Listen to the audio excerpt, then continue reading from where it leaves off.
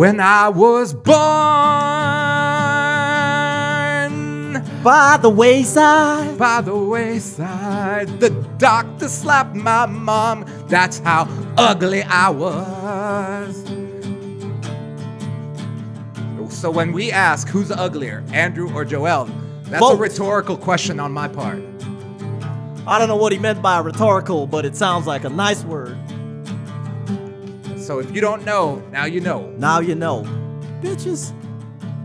So, Joel, what are you drinking? I'm drinking a lovely glass of Pisciella from La Posta. And I plan to finish this bottle tonight and wake up with a hangover and complain and bitch and complain and bitch tomorrow all day about how I didn't eat anything today, because I've been on that diet lately, Andrew. It's called not eating anything. No, it's called complaining and bitching diet. I've heard it a lot. Complaining and bitching diet. I'm on that, and I'm gonna crush this bottle today and see where life takes me. What are you drinking, Andrew? I'm drinking Ron Caldas, motherfuckers. Thanks, Andrew. And I did teach him everything that he knows. Welcome to episode number 43. I'm Joel Duncan, and this is... Andrew Messia. We're just a bunch of guys. We are just a bunch of guys. We're a couple of guys. We're a couple of bunch, guys. Bunch is more than two. A couple of guys in very effeminate shirts. What's a bunch of nuts? A bunch of nuts is, I Like don't a know. handful or a two? sack. Okay, cool. Just wanted to know. So welcome to the I was just going to say Medellin Podcast. I'm so used to saying Medellin Shame on Podcast, you. but we have changed our name to the Colombia Podcast, and there's a good reason why, and we're going to answer that today. For those of you guys watching in Spanish, vamos a hablar en español en unos 30 minutos. 30 minutes of English, 30 minutos de español. First English, segundo español. Okay. So today I'm drinking some rum. It was kind of a long day of volunteer work out in the barrios of Medellin. We'll talk about that in a bit. Joel, how are you feeling? I'm a little tired, but I'm actually happy. We were in the car coming back, and I said that today was a great day. It was a beautiful day, and I really, really mean it from beginning to end. Although it hasn't ended yet, I'm feeling actually really great, really inspired. How about you? Yeah, me too. I'm very motivated. I got home. I literally crashed on my bed and slept for like 10, 15 minutes. Then woke up again. I'm like, okay, we got to do this podcast. We've got to be consistent. We got to practice what we preach, because that's one thing that I always tell clients. We do digital marketing and content generation. And one of the things that we preach is that you have to be consistent in pushing out content. Yep. You have to put out stuff that people want to hear, that people want to see. So we're doing the same thing. We're practicing what we preach. We're talking today about why we're changing the name to Colombia Podcast and what we're doing as far as charity goes, and also a couple questions that I have for Joel about Colombia for him to answer, and I will answer them too, and then hopefully you guys will interact. All right. So let's kick it off. First of all, Joel, in your opinion, we really haven't talked about this much. We have kind of common opinion on why we are changing this to the Colombia Podcast, but what is your vision, and why did we change the name, in your opinion, to the Colombia Podcast from Medellin Podcast? I'd say, to sum it up, go big or go home. That's why we changed. Go big would be like the world podcast. Well, that's the universe podcast. Well, we're marketers, and we know if you want to tackle the world, you have to have some serious marketing budget. And you talked about content. We'd have to be ripping content out 4 or 5 podcasts an hour to cover the whole world. So that's just not really possible, at least not at this time. But I think that, for me, I love Medellin. Everybody knows that. I just posted it again, and you post it all the time. We love Medellin. We always will. This is our base. Everybody knows this is our base and our heart. But Colombia is huge. As part of our plan for this year was to travel quite a bit. It was to travel both nationally in Colombia and internationally to Europe and Mexico and some other places before COVID hit. And ever since I think we've been doing we did Zoom interviews and stuff. We figured, well, what happens if this comes back again? We can get right back into Zoom interviewing, but it doesn't have to be Medellin. There's so many cool and interesting people out in Bogota, in Cali, in Urabá. And we've become so involved, I think, with different people that, like, for example, like Tejo, who we had on the show about 2 or 3 episodes ago, and we're getting more involved with his project. And a lot of these things are not necessarily happening in Medellin, but they're just as relevant. And I think we don't want to be regionalistic. We want to be inclusive, include the entire Colombia, and do bigger things, expand our horizons, meet new people, different perspectives, not just the Paisa perspective, which is a great perspective and everything, but maybe bring the perspective of other people to Medellin also. And maybe, you know how it is. Would you say that Colombia in general is sort of like regionalistic, or how would you describe it? Yeah. Well, first of all, I definitely agree with your thoughts on why we changed the name to the Colombia Podcast. I agree. Instead of going out of the country to learn more about other places, there are so many places that I have not learned about or been to in Colombia. So I definitely want to go travel more and interview people in those locations and be able to transmit it through this avenue, which is either a podcast or through YouTube Live or just YouTube videos. But I agree that Colombia is regionalistic, or and in some cases to an extent of almost xenophobia against each other. Yeah. Where the people from Bogota, they don't like it when other people call them rolos, and some people call them rolos as a derogatory term. Paisas are paisas, and the Bogotanos don't like them, and then the costeños are over there, and then the Chocuanos are over there, and then the Caleños are over there, the Pastusos are over there. So there's a lot of regional, but it's true that there's a very big difference from region to region. I mean, literally, even in dialect and in customs, in culture. If you go to the coast, it's going to be very different than the mountainous area, the coffee region, right? If you go to Bogota, the slang and the accent's going to be very different than the Pastuso accent and the Pastuso culture. Even in the food they eat, everything kind of changes. So instead of us just being the Medellin podcast, I think it's great to include everybody and talk to somebody that lives in Cali, someone that lives in Pasto, someone that lives in Caldas, someone that lives in Santander, right? And be there and experience it for ourselves. So it's kind of like we're documenting our own travels within the country, which I think is going to be amazing. I think another thing, and that's actually exactly what you were saying is spot on. I was speaking to a friend of mine, Luisa, a few days ago, and she said, for example, she's never seen the sea. She's never been to the beach. And I was like, wow, that's crazy, because, we've been to the beach, to many different beaches. And then later on, she would say the furthest she's been is Son Son. And Son Son is about 3 hours away from Medellin.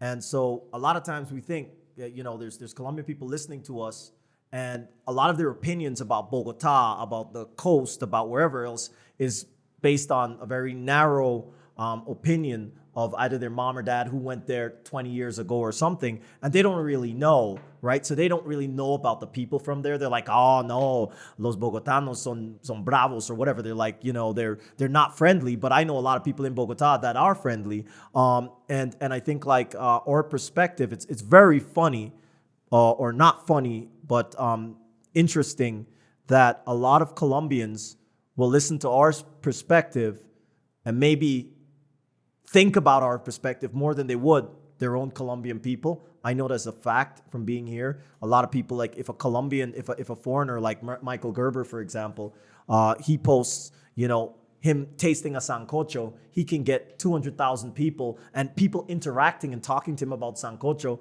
But if somebody else does it, right, like a local Colombian does it, they'd be like, oh no, this guy, la la la, and they shit on him instead of like following and all that type of stuff. So I think like, and one of the things about this podcast, one of the reasons also why we're doing a little bit more in Spanish is that we also want to reach Colombian people and show them a different perspective and show them our perspective and maybe make them have a little shift in the way they think, so that they can see a different perspective. And if it takes a foreigner or a foreigner to do it, then so be it. Right.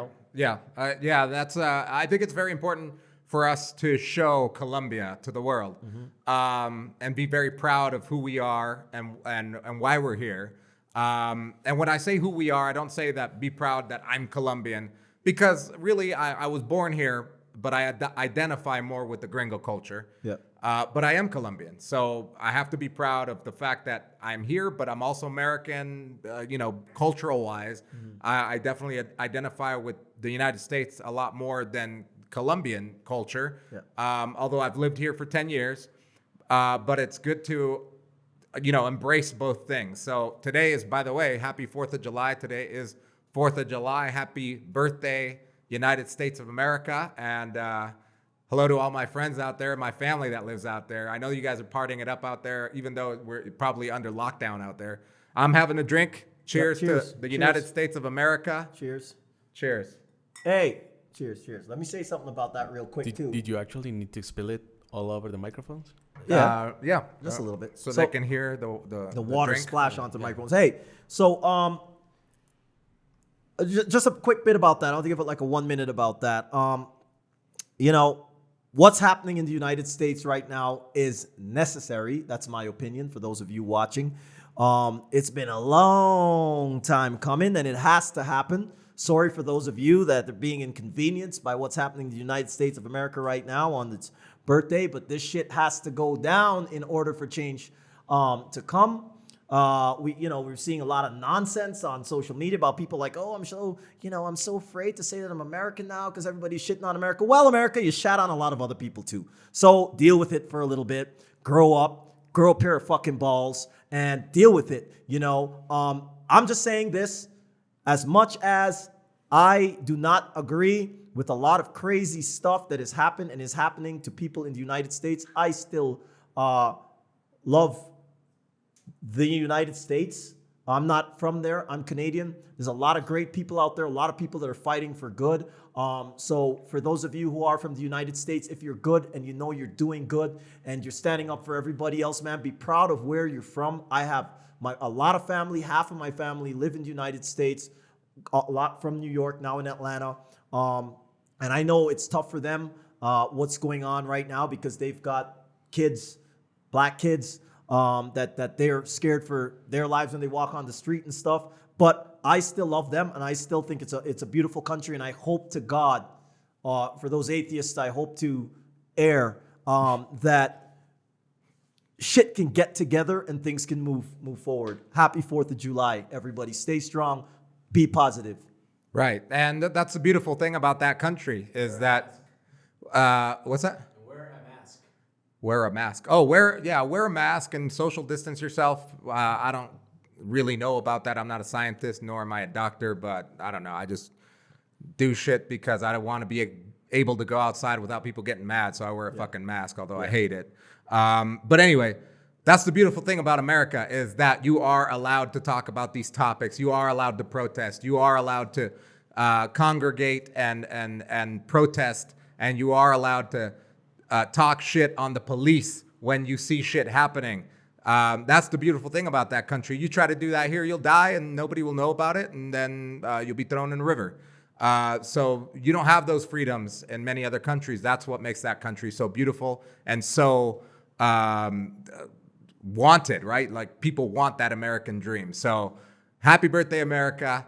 And I hope this rest of the year is going to be a better year for us. All right. So talking about Colombia now, and the Colombia Podcast. So we've changed our name. We used to be the Medellin Podcast. As you can see, I rep Medellin everywhere I go, but we've changed our name to the Colombia I have a Medellin Podcast. tramp stamp, which I'll show later. He's got a tattoo on his lower back. Says medallo. So that when they're doing him in the back, they could see it.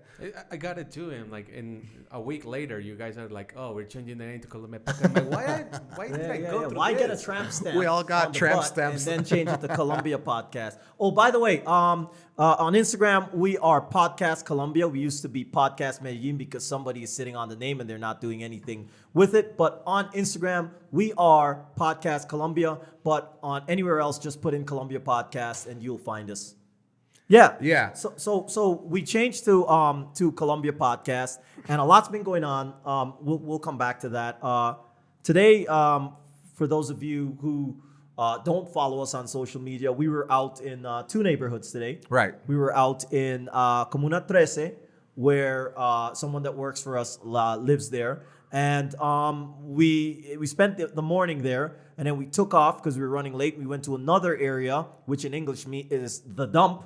In Spanish, it's El Botadero. El Botadero. Yeah. Or so, dumpster. So it's a whichever. neighborhood that has been built on top of a former dump. Yeah. Which is pretty crazy. And it is exactly what you would imagine it to be. Yeah. If someone says, yeah, we went to a neighborhood called the dump, and you can think of what that might look like, you're probably very close to what we saw today. But then you leave the dump, and we just left the dump, and I said at least, and I don't know what you said, how you said you're feeling, but I'm feeling inspired. I feel like we had a beautiful day. Right. And so we came out of a place called the dump, and we're having a beautiful day. Right. So we first went into Comuna 13, where our domestic employee, our cleaning lady, Doña Eva was actually, she's from El Chocó, which is, in my opinion, the forgotten part of Colombia, because it's a bunch of black people, and those that say that there's no racism in Colombia, you just have to go to Chocó and realize how much racism there is when that whole region has been, and it's not even just a city, it's a whole region that has been forgotten. Or for those that want it to be a little more PC, politically correct,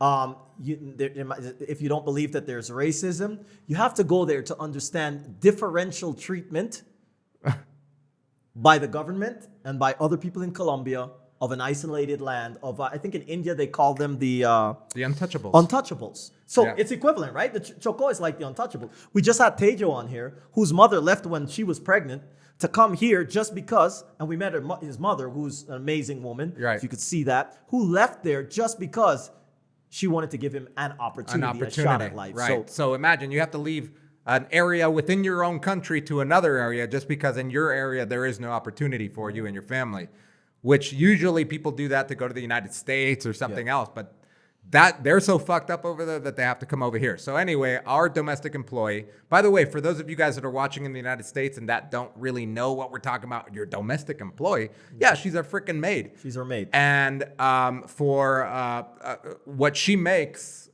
is basically more than what most people would make in that job.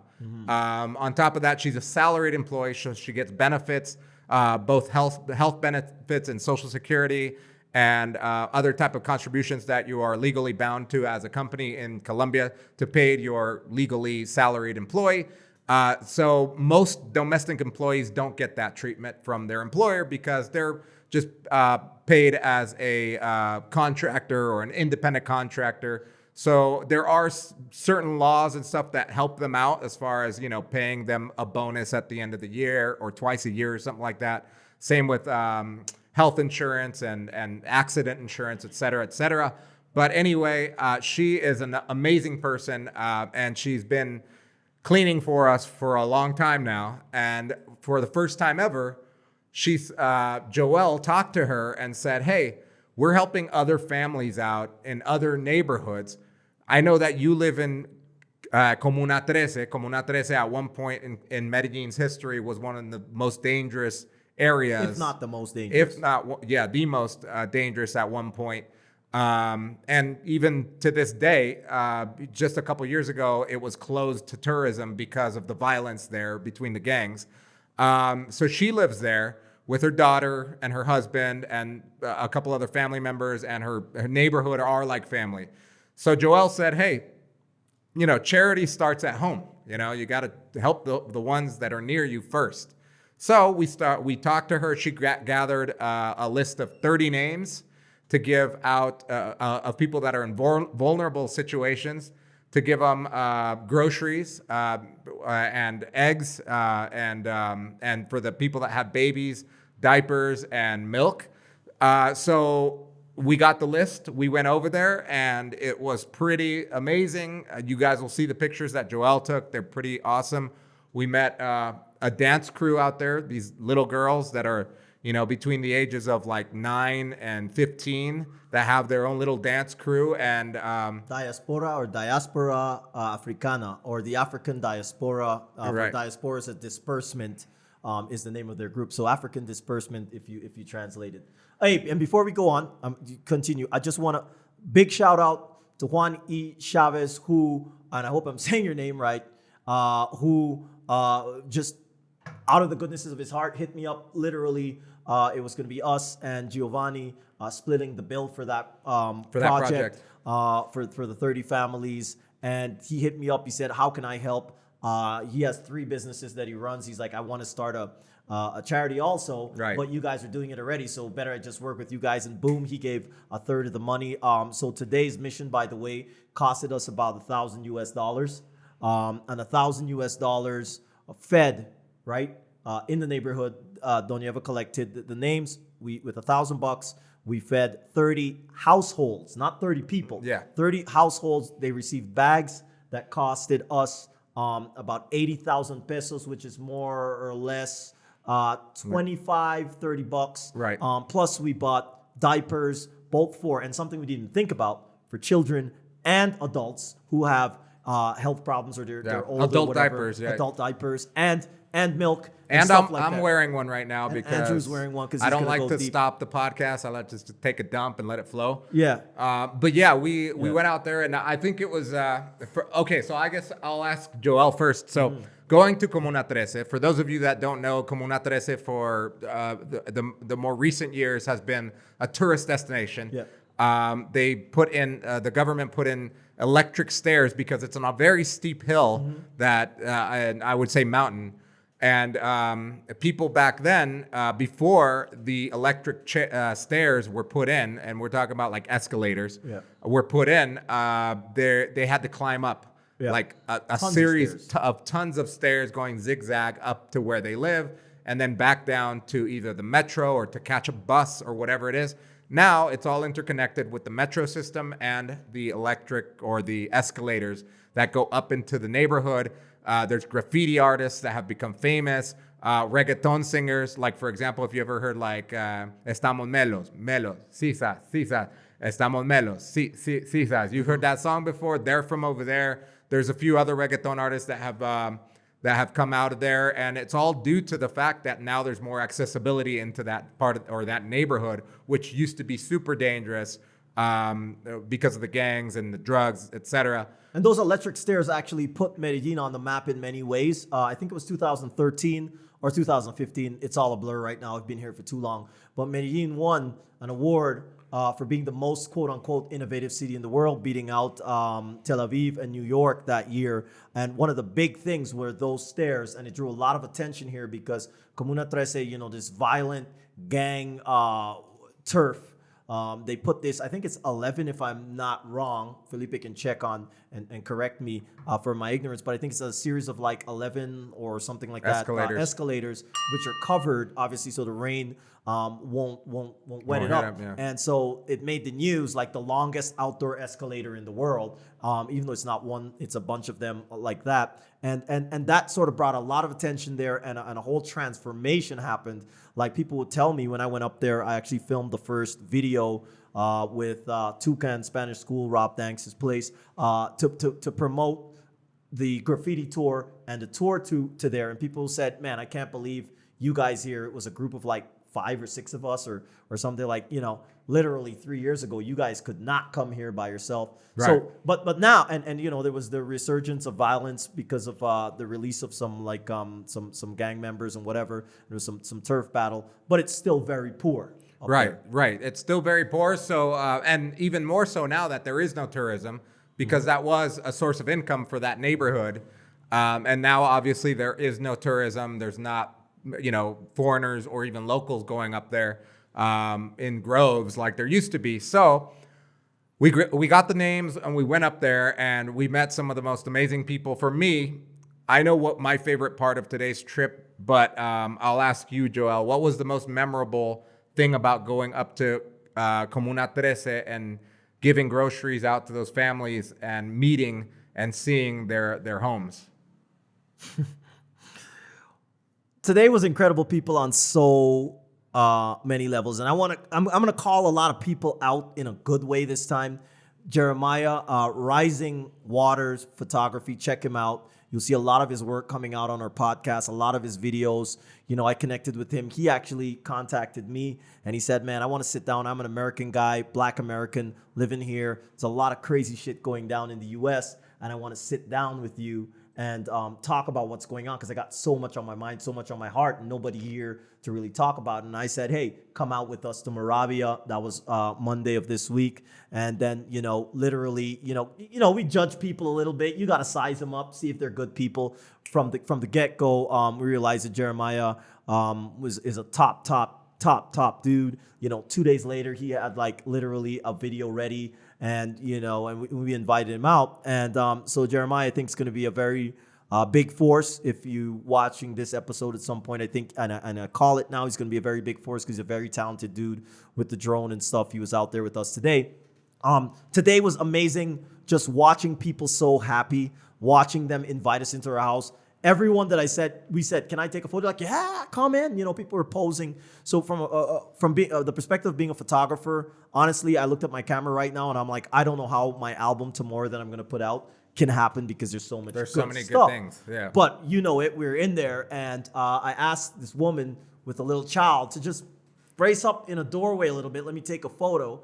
And up comes Jeremiah. He's like, oh, and I'm like, come through. So he passes and he comes to the front where I am looking at the woman. And the woman literally starts like, I don't want to say freaking out, but she was just like this because her eyes were gleaming. Yeah, and he had a mask on. And she's like, I didn't understand what she was saying first. You didn't either. And then he started laughing, and Andrew says, why are you, what did she say? What did she say? He's like, I haven't heard that in a while, and she was saying, Denzel Washington. And she didn't even care about the photo. She just wanted a photo with him. And it was just so amazing because for her, it was like almost meeting the real Denzel Washington. And we brought, by the way, Jeremiah is pushing about 300 pounds. Ex-football he's like a football player, in shape dude. And it was just amazing to see, to be received, I think, so well. And then the last bit, there's so many things, is that I was down in some really fucked up shacks. I'm talking about mud floors that go like this. And I came out, everyone sort of left. They're like, Joel, we got to go.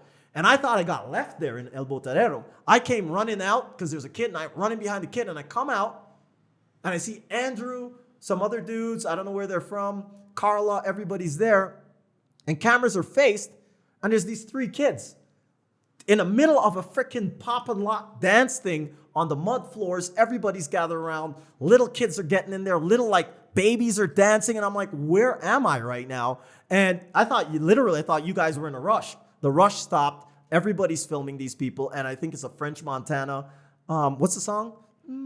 I forget the song. Yeah, but whatever. This French Montana song where he's in Africa and he's filming these African kids dancing.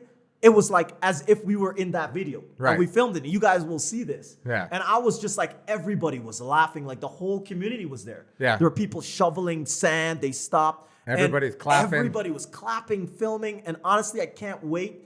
Man, we got to we're going to share that. You guys have to see what we're talking about. But we left there saying it was a good day. So there's so many parts, but those are some of my highlights. You? What was your stuff? My favorite part of going to Comuna 13 has to be going into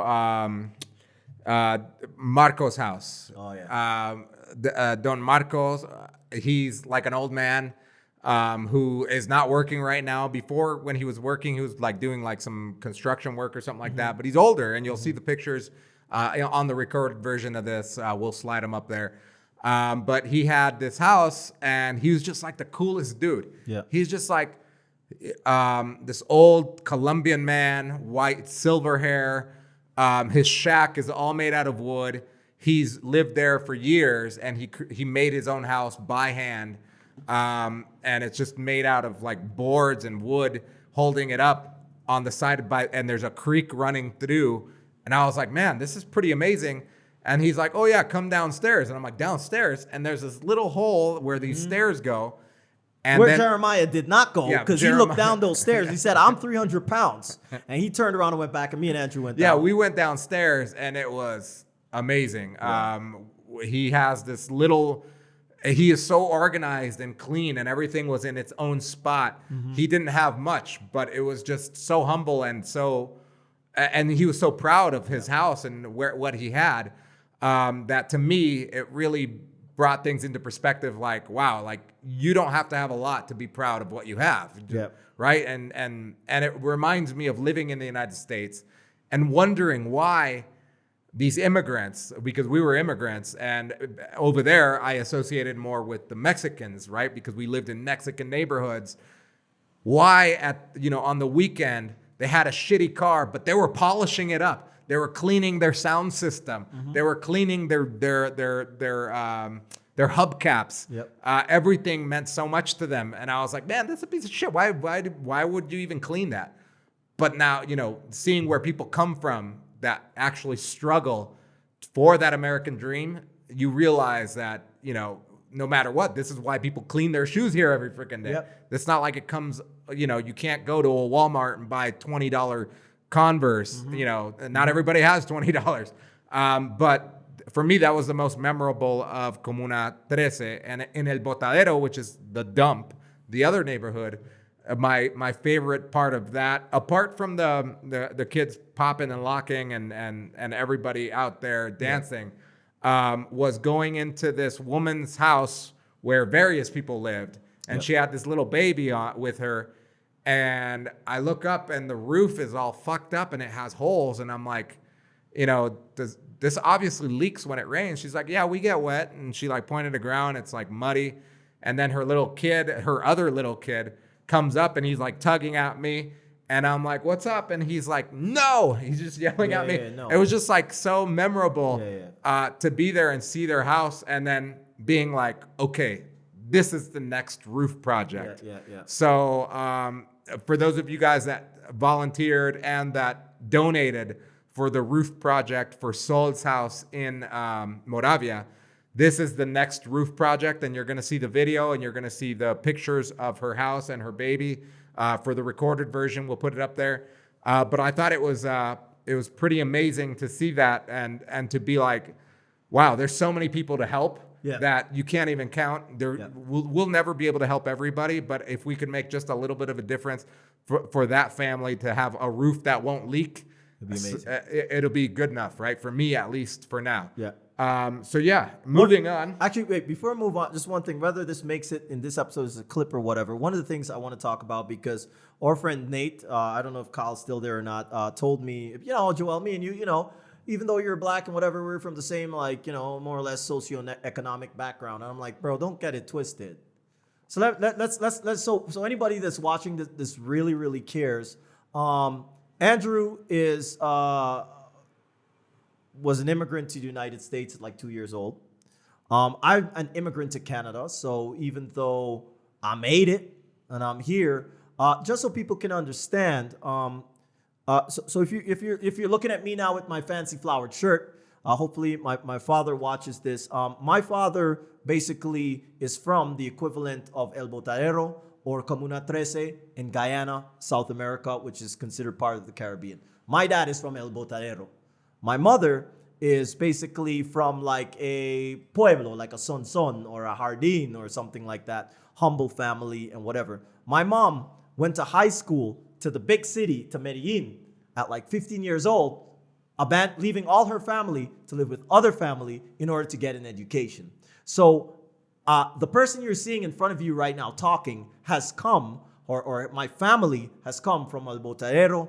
My family has come from Comuna 13. So when you look at me with my fancy flowered fucking shirt, just understand that my perspective of Medellin and why my heart goes out and my heart melts is, I saw this meme the other day, I talked to you about it, of a guy that's in handcuffs, black, a guy that's a lawyer in a nice suit, and a police officer, and it said, in the United States, race doesn't determine who you become, your choices do. Now, I consider myself very lucky that my parents, one, made the choices, and two, had the luck that they had to get here. But every time we go to the hoods and stuff, man, I think about, my uncle that's not alive today that basically drugged himself to death. And I think about where I come from, and I look at these people, and I know that even if, as you talked about that roof, man, even if we can get one family out of there during this time, just one,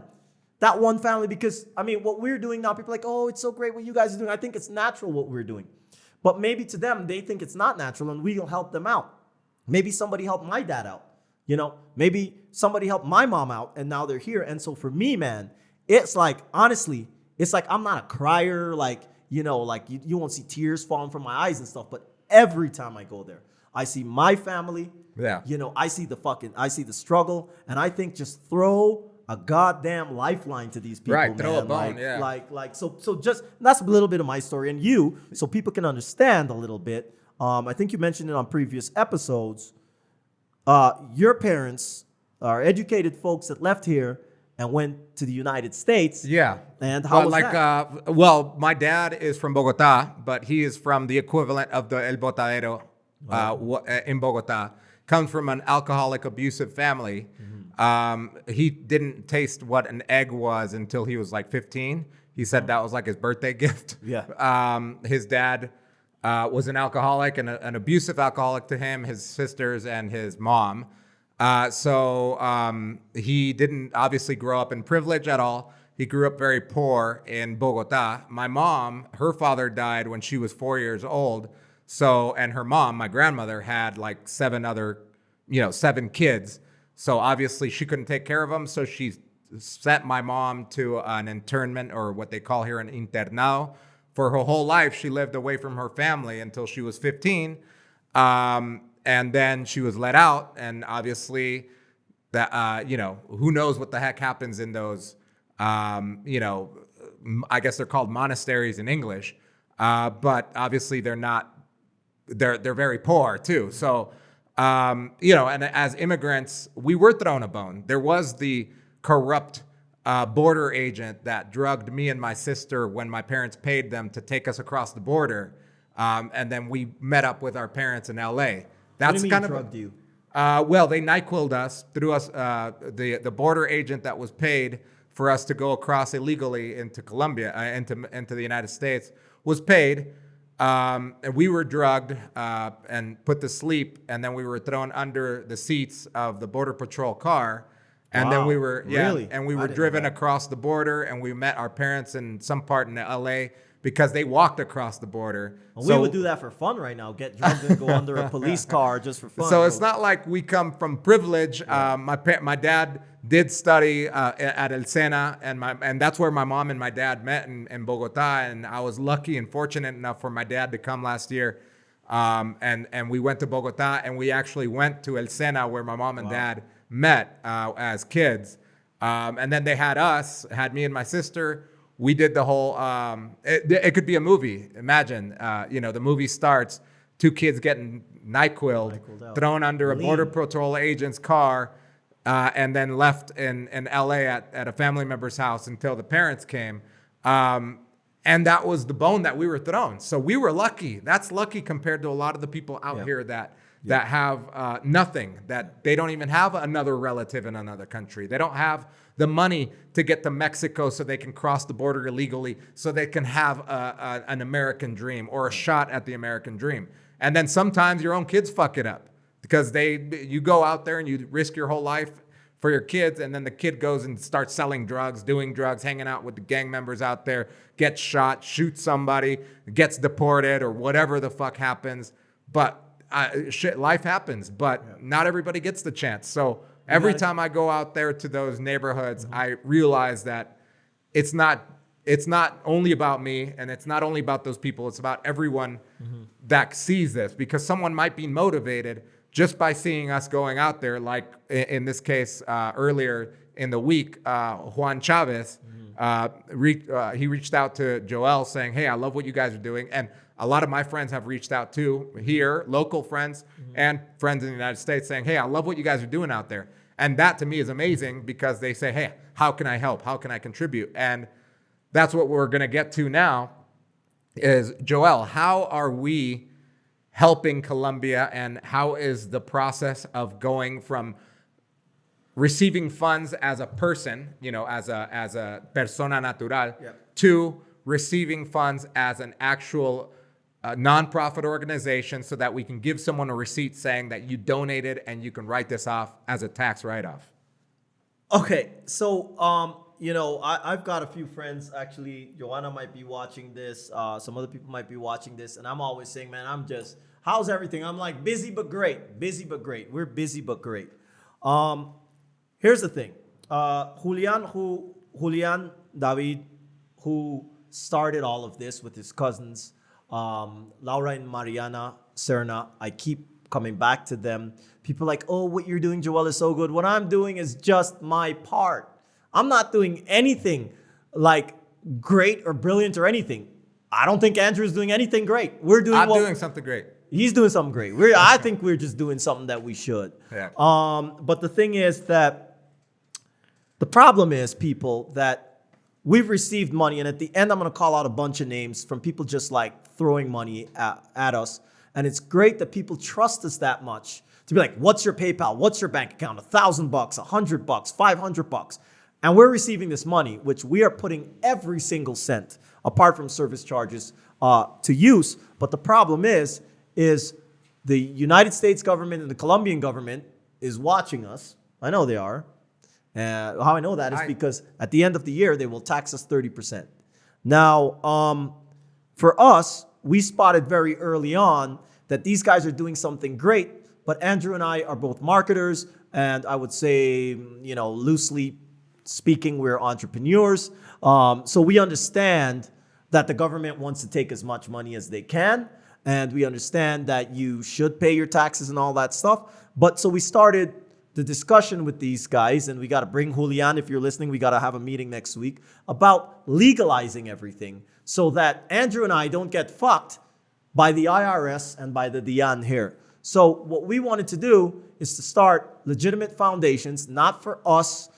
We don't give a shit about, our name being on there, but so that Yo Soñé un Sueño, which is the name of the charity. I had a dream. And, Carlos, there's a lot of people out there doing a lot of great things, but they have no way of receiving money from outside and bringing it here. And that's where the money is. And they're going to get screwed by the tax man at some point. So we decided, let's just try to legalize this stuff. And so for those of you listening to this, right now, by Monday or Tuesday, we're going to be past the initial stages, and we're going to start a foundation called Help Colombia. We will not be the only foundation because there's Feed the Barrios by Steve Cha, for example. But we wanted to make sure that we can help people to legitimize the foundation, and also if a Colombian person gave us money, that they could get the tax documents they need. But here's the problem. For a lot of you in the U.S., we know there's regular watchers who've given $100, $200. Think about it. $200 is about 700,000 pesos. Right. It's very odd, apart from Juan, who's here, and he's also, I think, U.S. Colombian, to give 700,000 pesos. So the money comes from the U.S. and Europe, and there's a lot of people willing to give. Now, the problem is that how do you get that money here without having a foundation there? So we started this thing here. It's going to be called Help Colombia. We still are meeting with Alan Gongora, and the beautiful thing about this podcast is, with all these minds together, we can do something really great. And we want to open, for those of you who want to give us advice, we've had a lot of great advice. Courtney, thank you, by the way. Alan, thank you, by the way. We're trying to start a foundation in the United States, Help Colombia in Colombia.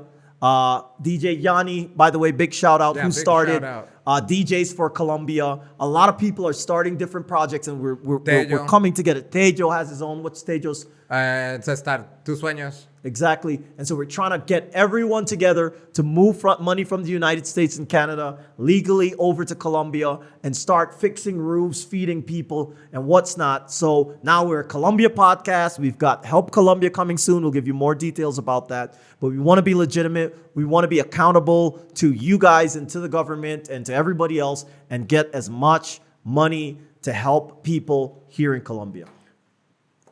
That's a good summary of what we're doing. So to recap, we have changed the name from Medellin Podcast to Colombia Podcast. Mm-hmm. And we are also starting the nonprofit called Help Colombia. which will be a nonprofit organization here in Colombia. And we're working to get the 501c3 nonprofit organization established in the United States. My sister, Rocio, shout out to my sister. She's out there also doing her own research and reaching out to people that she knows out there to help us put together the nonprofit in the U.S. so that we can receive U.S. funds and help people write that money off as an expense or as a donation on their taxes. Because we want big. I love the fact that we get like $5, $10 here, $50, $100. But how amazing would it be if, for example, a company said, hey, we can donate $1,000 every month. Yeah. As long as we can write it off. And that's where we want to get. We want to help as many people as possible, but it's almost like a full-time job. And I don't want to be the person, I don't want to run the charity. And it's the same thing with business. I don't want to be the person that has to do everything. I don't want to be like the handyman that does every single thing, and then if I don't do anything, nothing gets done. We just want to be the bridge from the United States, from Australia, from Europe, to Colombia to receive funds and to fund projects that are already happening, like Yo Soñé un Sueño, Incesta tus Sueños, and Feed the Barrios like Steve Cha, and help them to bring money over and see that it actually, the projects get filled to fruition. Can I say something real quick? Steve Cha, thanks for tuning in. Steve Cha, by the way, if anybody wants to check out someone that's doing something really good, we mentioned it already. He's not even Colombian. He's not even Colombian, Asian American. I hope I said that right, Steve. So check. Steve Cha tuned in, and he said, I teamed up with a charity in the U.S., Kind Footprint, for tax write-off. The money will be sent through another charity here. We're going to talk more about that. And he said, by the way, everybody watching, we are in the eye of the storm in Colombia. It's going to get worse before it gets better. God bless you guys. God bless that message, Steve. What do you think about that? I'm going to read it again, Andrew, and I need you to respond to this. By the way, everybody watching, we are in the eye of the storm in Colombia. It's going to get worse before it gets better. What do you think about that? I guess it depends on what eye of what storm. I mean, there's so I think he's talking about the COVID. You're talking about COVID? The economic storm. That's what I think. Steve, you can respond to that. I don't think so. I mean, I guess it depends. I mean, we're in the eye of the storm, but Colombia's always been poor. Yeah. Colombia has always been poor. It's always been fucked up. Half of the country lives under the... Colombia's always been robbed. Yeah, different. Very good point. Colombia is very rich in resources, natural resources. But for some reason, which I don't really know of how the government steals so much fucking money from its own country, but that's another story, which I don't even want to talk about that. But for some reason, Colombia has always been poor. The people have always been poor. The country has always been rich in resources, has always been rich in exports, yet the people have always been poor. COVID or no COVID, we've always been in the eye of the storm, and it's always gotten worse. Recent times has gotten better a little bit, but no matter what, it seems like 50% of the population is still living under the poverty level. It's like, how the fuck is this happening? Can I jump on that for a sec? Sure. Because Doña Eva, by the way, or maid, let's put it that way. I say somebody that works for us or maid. She's from Chocó, right? She's from Chocó over there. And she told me a little story the day I was asking her about how things are up in Comuna 13. And she said, hey, Joel, I go, hey, Doña Eva, I know where you are is bad right now, but Chocó is really bad. She's like, Joel, it's really bad.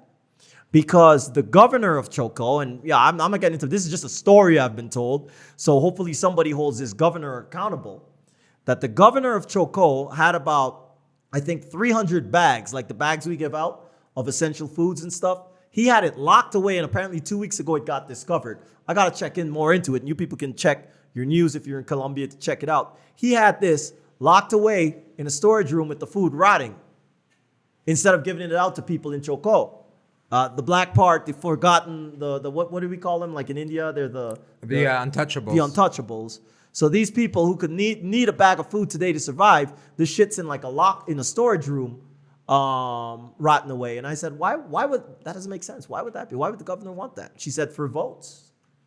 And I'm like, for votes? She goes, yeah, the corruption and stuff runs so deep that this guy has 300 bags of food that could go out to 300 families. But if you come and you basically endorse him and say, I will vote for you, our household will vote for you, get this bag of food. And if you don't come, and I don't know whether that's true or not, we gotta look into that. But that stuff legitimately, and it happens in the United States, it happens everywhere to a certain degree. If you don't get funding for your campaign and blah and so forth, but that's happening right now in Choco, and that's like just like one little story about what's happening here in Colombia. And so things are pretty bad. You're right. I think you like Steve's point and to your point, Colombians have overcome. They're going to overcome. But the main thing, what I want to know to you is, because we're here, what I want to ask you is, do you think things are going to get worse, or do you think we're good right now? Well, I mean, worse than they already are. I mean, they're pretty bad already for especially for the small business people. Mm-hmm. People that own small businesses out here. We see it literally every time we walk out. There's a new store that has been shut down. There's a new place for rent because it's vacant. Our building that has how many units? Has 8. Like 8 units. Out of the 8 units, only 3 are rented right now, and 1's an Airbnb, so 4 are full. So 50% of the building is empty right now, where before it was 100%. Yeah. And people were calling us asking if there's anything for available here because people were looking to rent here. Now these are vacant. They haven't even been rented out. So we are in the eye of the storm. I guess the COVID storm, I don't know. I don't know how bad COVID's going to get in the future, if they're going to find a cure, if there's going to be a vaccine, etc.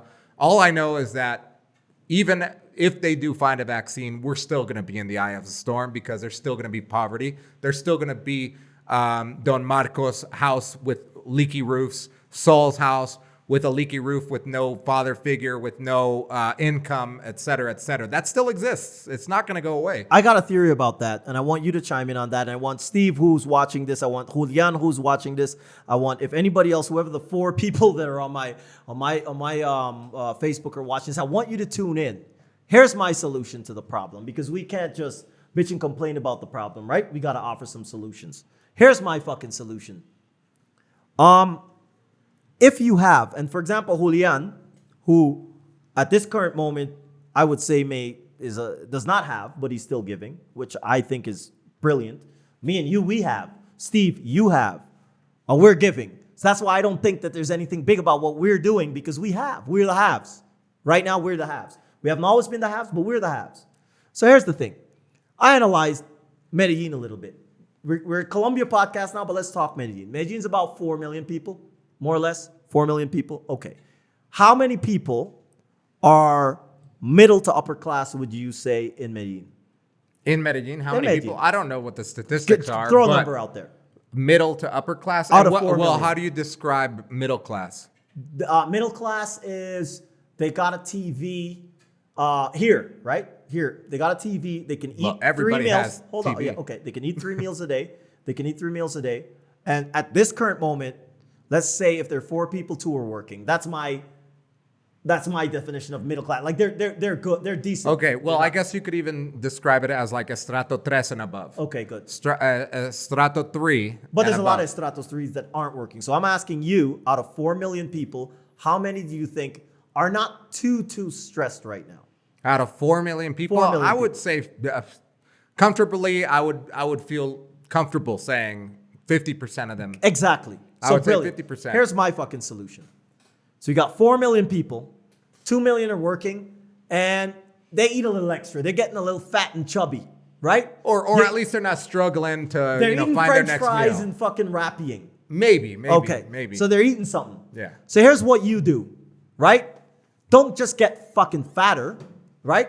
Think about the person beside you. Think about one person, just one person. You adopt a person. Yeah. I adopt a person. Steve adopts a person. He could fucking adopt a person. We all adopt one person to help. Start with food. Start with whatever. Now, why is it, here's my thing. It does not make any sense that if 50% of people have a little bit of excess food, that the other 50% should not eat. right? Right. So my theory is if everybody just, you don't have to go to Comuna 13, you do not have to go to Moravia, you don't have to reach out to us if you don't want to. Knock on your neighbor's door and say, you all right? You might find out that the neighbor that's a tough guy, like I know if you go to Andrew right now, if Andrew were starving, he were having one meal, you probably would not know about it until you knocked on the door and you said, hey, Andrew, how many meals did you have today? Correct? Probably, Yeah. right? So if he said I had one and I had four, I could give one meal to Andrew and we'd be good, right? So I think if everybody just opened their eyes, whether you're in Canada, the United States, you're in Colombia, wherever, open your eyes and figure out who does not have the meal today, we'd solve the problem. We don't need Bill Gates. We don't need all these funds and stuff like that. You just need to look beside you and help one person. That's my theory. Yeah. Now, anybody that doesn't believe in that theory, write us, put it in a comment. I believe in that theory, but I don't believe it would work Why is that? because people don't care. Honestly, I've been to various parts of Colombia, and I know that just people don't care. They don't care because they rather be comfortable and live in their bubble and not. And a lot of the times they won't even look at our Instagrams or our pictures of people, or maybe they'll write like, "Oh, it's so good what you guys are doing, great." Now, what does that mean? Es una gran labor what you're doing. But where the fuck is your piece of bread you're sending me? Well, you like this so much. Why aren't you saying, "Hey, I'd like to go and I don't have anything, but at least I could donate my time," or "I don't have anything, but I can donate my skill. I can teach someone how to speak English. I could teach someone how to play basketball. I could teach them how to play soccer. I could go dance with a kid and brighten his day." People don't care. Well, I know people don't care. But I think even if it's just one other person that cares or two other people that care, that's great. But I know the majority are not going to care because why? And I'm not shitting on those people that don't care and saying, "Oh, they don't care, they're bad people." I'm saying they don't care because they got their own shit to deal with. Like someone that has to deal with child support, rent, a car payment, stress at work. I mean, they don't have the time nor the mental capability, emotional capability to deal with trying to volunteer in a poor neighborhood. And I get that. That's why I think that theory don't work. Well, remember, I didn't say they should volunteer in a poor neighborhood. I said you should knock on your neighbor's door and talk to your neighbor. Exactly. And not be just so Imagine like, if me. Just talk to people. Imagine if someone doesn't even want to know what their neighbor's doing like or help their neighbor. Why would they want to even go to a And we're poor guilty neighbor? about that too, right? Like just so people, like you understand, we're not here trying to be high and mighty because literally before the pandemic, we were out bumping and grinding. Does anybody even say that anymore? Bumping and grinding. R. Kelly and me. Knocking boots. A peeing person and me. Notches on the, what do you call it? On the bedboard or something? Jesus, don't even Notches on the bedboard. But my thing is that the quarantine, because we were quarantined, we were in our little glass palace, and then these Glass guys, palace. it's a little glass palace, right? A little palace here, and we just happened to gotten, what did that person say? Woke. We woke the fuck up. Yeah, and a lot of, well, I mean, in to corroborate with what you were saying, I am selfish at times too. Sometimes I just want to be in my fucking house playing video games with my friend in fucking Scotland and in Richard. Australia. Sometimes I just want to do that. I don't want to care about anything else because I had a shitty day or whatever. And that's okay. Yeah, and that's okay. But then that's where I need a good swift kick in the ass. What do you think about masturbation? Masturbation as an outlet for your emotional aggression or your emotional stress is a great option if you could do it ferociously. But you went on a year without the whole, with the... Oh, yeah, because I was just getting desensitized by porn. It wasn't, masturbation's masturbation, but like porn, that's like another level. Once you start seeing all this crazy shit happening, you start getting desensitized, and then you start seeing girls, and you're like, man, but she can't do what she's doing on TV and shit. So I don't, or you meet that one that does that and you're like, fuck. So you get a little desensitized. And I think it's the same thing with charity though. Yeah. It's the same thing. It's kind of like the same thing with charity. Once you see it so much, you sometimes get so desensitized to it that you're like, fuck, everyone's You remember what poor. Steve Cha said to us? Do What? you remember that? Steve Cha, if you're watching, you said this. I'm going to quote you on this. He said, "We're deep into a hood. I'm crying." Well, I don't really cry, but I do have allergies, so tears will stream down my eyes like right now. Yeah. Wow. So we're Crying. deep in a hood, and Steve Cha looks at me. He's bouncing around like he usually does. He's like, just bouncing like he did meth for breakfast. Yeah, like bouncing off the walls. And I'm looking at him. I'm about to cry and hug Steve. And Steve's like, hey, yo. You just got to be a machine, man. You got to help and move. And Steve, we're going to talk about this. We got to get Steve back on another one. I don't believe in helping and moving. I believe in, so people watching, my philosophy is you need to adopt a certain area and move everybody to a certain area so they get to really understand the core of the people there, what their problems are.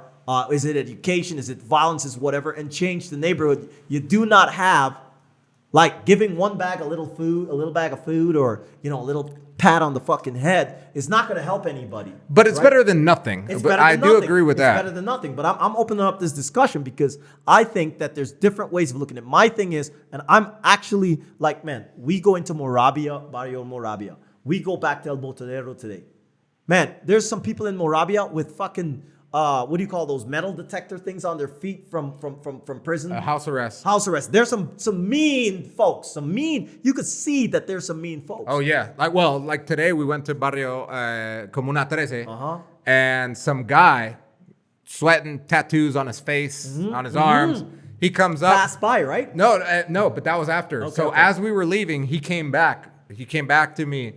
He's like, hey, and I'm like, yeah, how you doing, sir? Yeah. And by the way, Andrew's at least twice as tall and big as I was like, it's twice as big as him, but like this guy looked rough, and he's like, hey. And I'm like, yeah, what's up? And he's like, when you guys coming back? And I'm like, what do you mean? Tomorrow, and I'm like, we'll never come back, sir. Tomorrow. I'm like, we'll never be back here. Don't worry. And no, I'm like, well, we're gonna help that lady at the end over there with the leaky roof. And Don Marco's house also so we'll be back in like 2 to 3 weeks to take measurements and stuff. He's like, yo, God bless you guys for what you're doing to my neighborhood. And to me, that was like, whew, like, holy shit. I thought this guy was going to tell us, like, get the fuck out of here. Because he asked about the drone, too. He's like, you're going to bring the drone next time. And I'm like, because in my head, I'm already thinking, like, what a gangster would think. Like, you guys are scoping out the city. You guys are going to hand it over to the authorities so that people know where people live and shit in the neighborhood.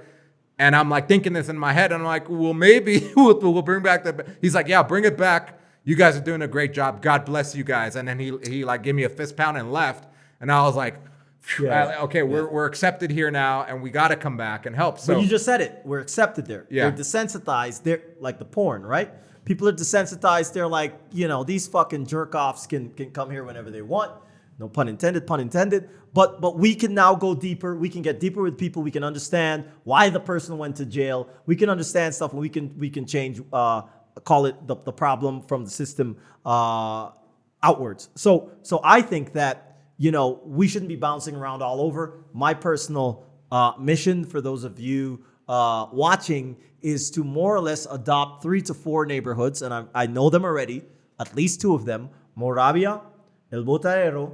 Popular dos, I'm still on the fence a little bit because they're not as bad off as a lot of people, even though that there's bad off people everywhere. But to grow with these communities and watch them change over the years while we're here, that's my thing. By the way, I want to read a comment here from Chris. From Tejo, wait, I now fucked up. Tejo, Medellin. Chris says, I have wanted to go out and help, but I've been too afraid to go out and get arrested or fined. I have had to just give money to families that I know have been struggling. What do you say to that? Well, I mean, if you're okay with just donating money or even just like donating time or whatever with your knowledge, even if you don't have money, you don't have to donate money. That's the thing. If you've got old clothes, you don't understand the type of clothes these people wear. Any clothes, it goes to good use. So even if you have old clothes, old shoes, old socks, whatever it is, send it over. We'll make sure that it gets into the right hands. But if you are worried about going out on the street when it's not your pico y cédula day, then don't go out. You don't have to go out. But today we had an incident where one of the volunteers came out. They were in a taxi and they were pulled over by the cops. We always get a police escort. So what she did was she called us and we were with the police officer, the captain that does the police escort with us. He got on the phone, talked to the police officer that pulled them over and was going to fine them for not being out, for being out on their day that they shouldn't be out because their ID didn't match. And he said, hey, they're volunteers. They're allowed to be out. They're going to be volunteering and such. I'm Commander X and X from X station. And they were let go. So if you really want to volunteer, hit us up. Yep. You can come out with us. Yep. You won't be in any risk because we always go with police and we always make sure that we have the legal status to go, which is usually you have to have an application, and that's why we have the foundation that we've put together so that we can have that in case, let's say, a police officer pulls over a volunteer. Right now, with like another charity around your neighborhood that you know they're helping people, coordinate with them. You can go out volunteer with them. right, you can volunteer with other charities and stuff. Just make sure that they know that it's not your day to go out. So if something happens, you can call them and say, "Hey, I'm going out. I don't want to be fined 900,000 pesos." So that's a great question. Yeah, excellent. Yeah. So thank you guys for joining us on YouTube and Spotify or anywhere else that you're listening to us. Any platform that you listen to your podcasts on, we're on there. And if we're not, let us know. Second, thank you for sharing. I hope that you guys are sharing and you know that we are volunteering, that we're donating our time, donating our money, taking other people's money and putting it to use to where people really need it here in Colombia. So if you want to donate, make sure to hit us up through a direct message.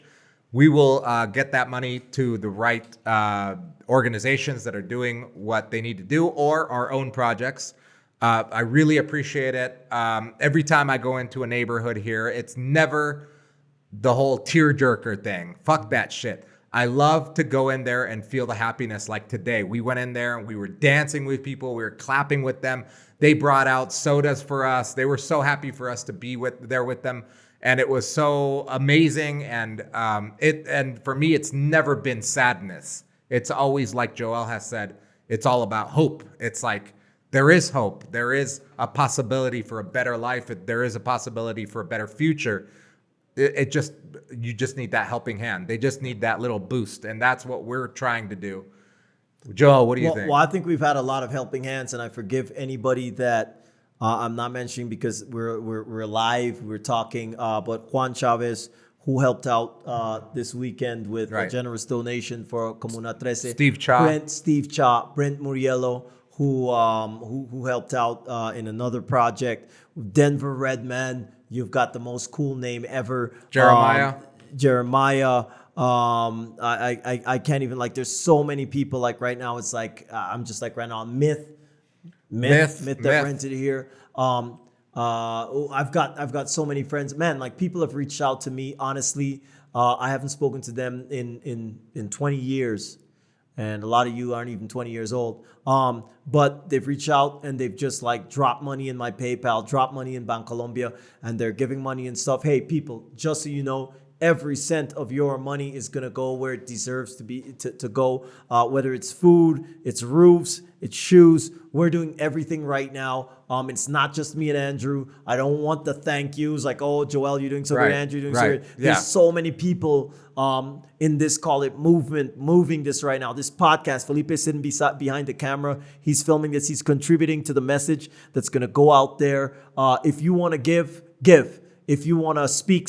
If you want to make a video, people ask how you can help. Make a video. Make a video. Be like, oh, check this out that's going out. It doesn't have to be us. It could be somebody else, man. Because there's validation in that. Exactly. For example, your network may not know us. Exactly. That your network may not trust Andrew Macia and Joel Duncan and the Colombia Podcast. Yeah.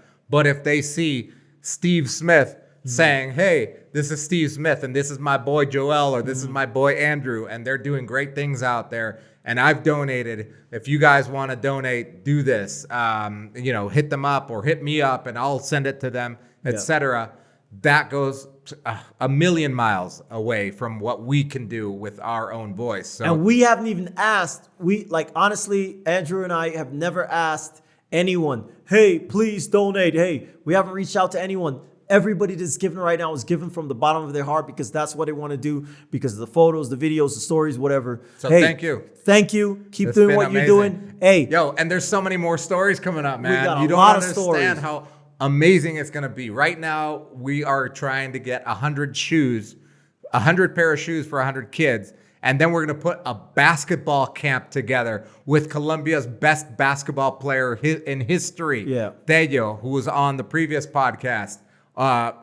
It's going to be out of this world, man. It's like something that you dream of. Yeah, It's yeah. like something that, like when I was a kid, I was like, yeah, maybe one day I'll be a basketball player. But to be able to be, okay, as an adult, yeah, I didn't make the fucking NBA. I never played for any professional team anywhere. But now I'm able to work with a basketball player to help other kids maybe have that dream because that they've never even had. They've never even thought about being a basketball player. Yeah. To Get be that. able to bring that in, there's so many things coming up, whether it's fixing a roof, to getting shoes on kids' feet, to exposing them to a new sport, to helping them with English, music, dance. We're doing all of it right now. A lot of stuff. A lot of things going on. And that's aside from our 9-to-5 job, which is more like a 9 to 10 job because it's our business. Hey, big up to DJ Johnny out there in LA. I know you're not from LA. Colombian DJ. He just started. And hey, if anybody's watching this right now, subscribe to DJs for Colombia. He's doing a great project. He's gonna link up with us. DJs are gonna play music. Now DJs, there's no club. See, this is, people ask what they're doing. This guy's out there starting a foundation so Colombian American DJs can get together, play music, raise money for what's going on down here in Colombia. Big up DJ Johnny. Big up anybody else who's doing whatever you're doing. Teaching English, Spanish, fucking, helping somebody lift a bag. Big up. Thank you. Medellin Podcast, episode number 43. Colombia No guest. Podcast. Colombia Podcast. Thank you for correcting me. Thank you. Ciao. Ciao. If you want to see Andrew in a skinny leopard print thong, please be sure to follow us and listen to us on Spotify, iTunes, or any other major podcast platforms. And Andrew, if they want to see our ugly faces, what should they do? They could see us on Facebook, on Instagram, and YouTube for show.